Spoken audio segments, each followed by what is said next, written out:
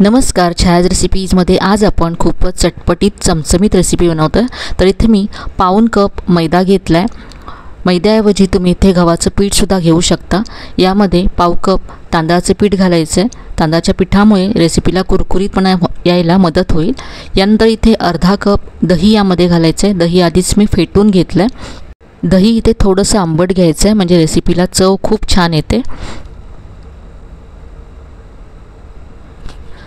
यानंतर यामध्ये बारीक चिरलेला कढीपत्ता घालायचा आहे। बारीक चिरलेली हिरवी मिरची घातली। ही मिरची जास्त तिखट नाही आहे, त्यामुळे मी इथे जास्त घालते। भरपूर बारीक चिरलेली कोथिंबीर घालायची आहे। यानंतर इथे मी अर्धा चमचा जिरेपूड घातली। अख्खं जिरं घातलं तरी चालेल। याबरोबरच यामध्ये मी आलं किसून घातलं आणि चवीप्रमाणे मीठ घातलं। सगळं मिक्स करायचं आहे।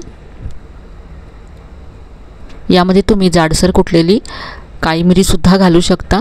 काळी मिरची चवसुद्धा खूप छान लागते या रेसिपीमध्ये। आता यामध्ये पाणी घालून हे मिक्स करायचं आहे।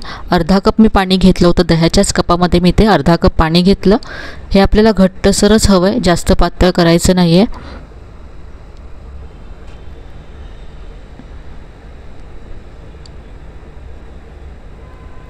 तर इथे मी सगळं अर्धा कप पाणी घातलं। यामध्ये इतकंच पाणी आपल्याला इथे लागणार आहे, यापेक्षा जास्त पाणी घालायचं नाही आहे। तर इतकं हे आपल्याला घट्टसर हवं आहे।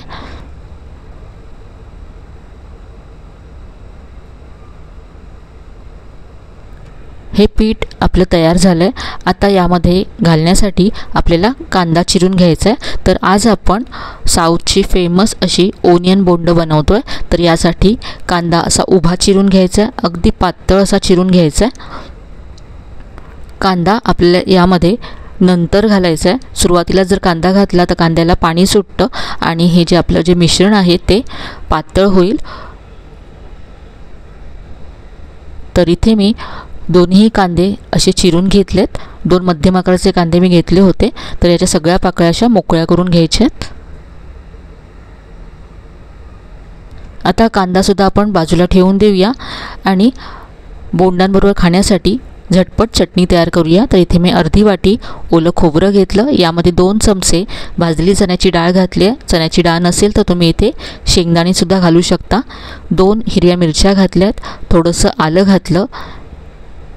यानंतर चवीप्रमाणे मीठ घालायचं आहे आणि आंबटपणासाठी यामध्ये मी 1 चमचा लिंबाचा रस घालते।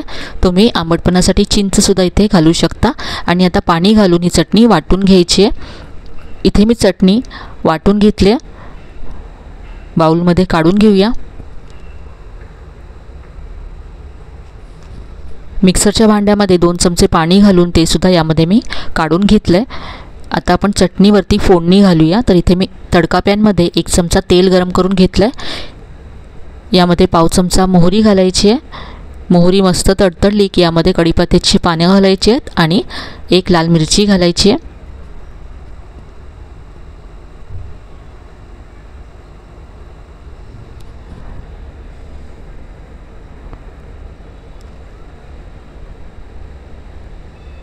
ही आपली चटणी तयार झाली आहे। बोंडांबरोबर ही चटणी खूपच मस्त लागते।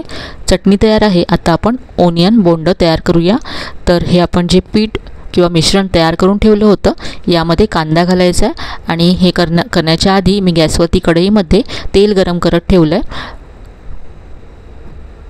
बोंड तळण्याच्या आधी यामध्ये कांदा मिक्स करायचा आहे। आधी सुरुवातीलाच कांदा घातला तर पाणी सुटतं आणि हे मिश्रण सैल होतं आणि बोंड मग आपली क्रिस्पी होणार नाहीत, म्हणून अगदी शेवटी आपल्याला कांदा यामध्ये घालायचा आहे। सगळं छान असं मिक्स करून घ्यायचं आहे। हे जर मिश्रण तुमचं पातळ झालं असं वाटत असेल तर तुम्ही यामध्ये 1 चमचा आणखी तांदळाचं पीठ घालू शकता।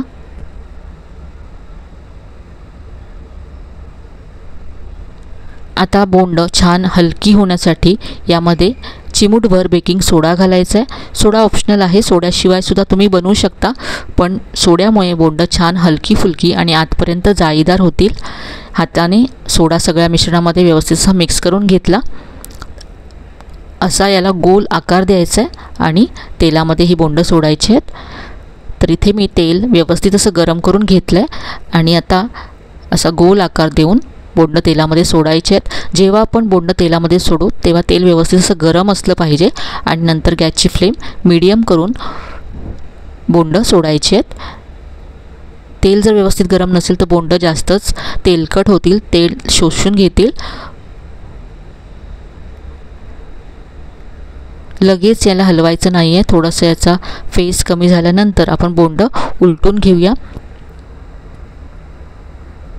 तर इथे आता बोंडं हलकी होऊन वरती आलेत, यांना मी उलटून घेते।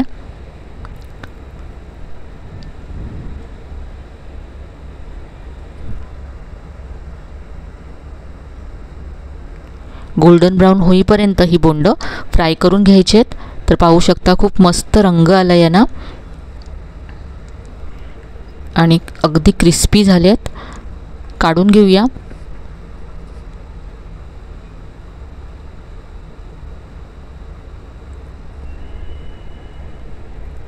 दिसायलाही जितकी मस्त दिसतात तितकीच चवीला अप्रतिम लागतात।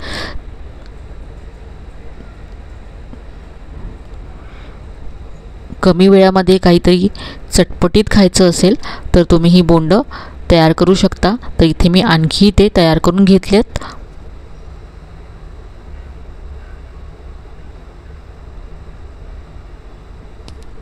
आपण जी चटणी बनवली त्याच्याबरोबर ही बोंडं इथे मी सर्व केलेत।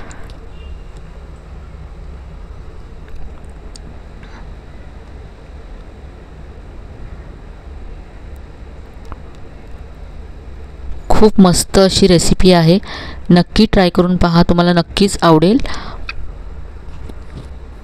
इथे मी तुम्हाला एक बोंडं तोडून दाखवते, पाहू शकता अगदी क्रिस्पी झालेत आणि अगदी हलकी झालेत आतपर्यंत।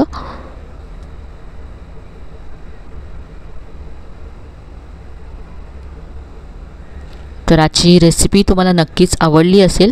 रेसिपी कशी वाटली कमेंटमध्ये कळवायला विसरू नका। रेसिपी आवडली असेल तर व्हिडिओला लाईक करा, शेअर करा। चॅनलला अजून सबस्क्राईब केलं नसेल तर नक्की सबस्क्राईब करा। चला तर पुन्हा भेटूया, तोपर्यंत धन्यवाद।